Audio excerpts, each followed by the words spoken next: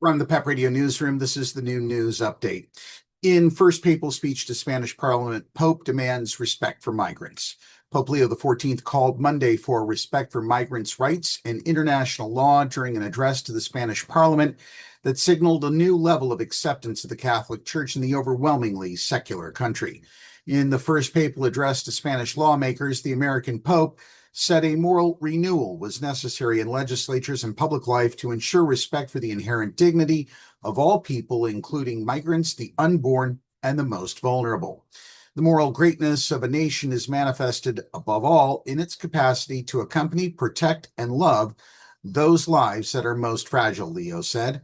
Speeches by popes to foreign legislatures are rare, since they can imply recognition of a religious leader by lawmakers.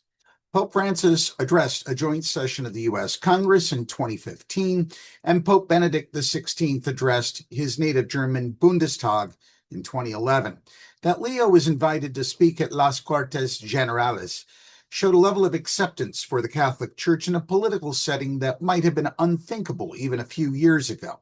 The Catholic Church was a pillar of General Francisco Franco's dictatorship, enjoying broad control and influence over Spanish society, but that waned after democracy took root in the 1970s.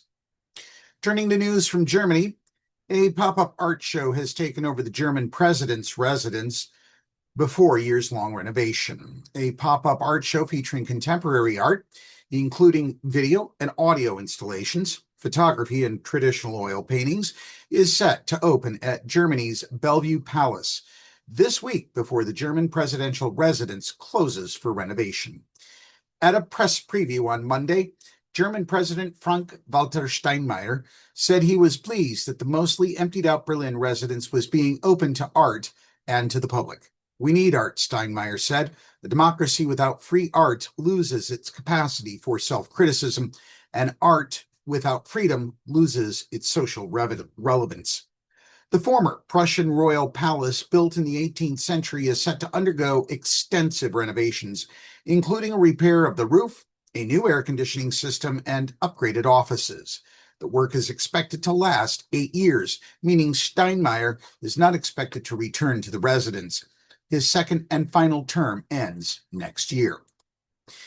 Turning to news from the United States, Graham Platner gets a lift from friendly Maine crowd after a week, that is, of damage control in a Senate campaign.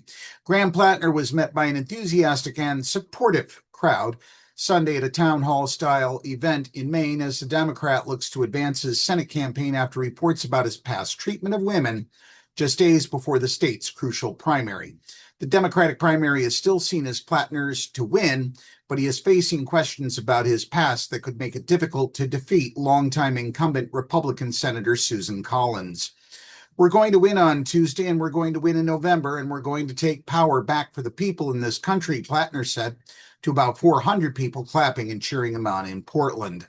The New York Times on Thursday reported an ex-girlfriend's allegations that Platner repeatedly grabbed her by the shoulders during arguments and once twisted her arm behind her back and locked her in a room.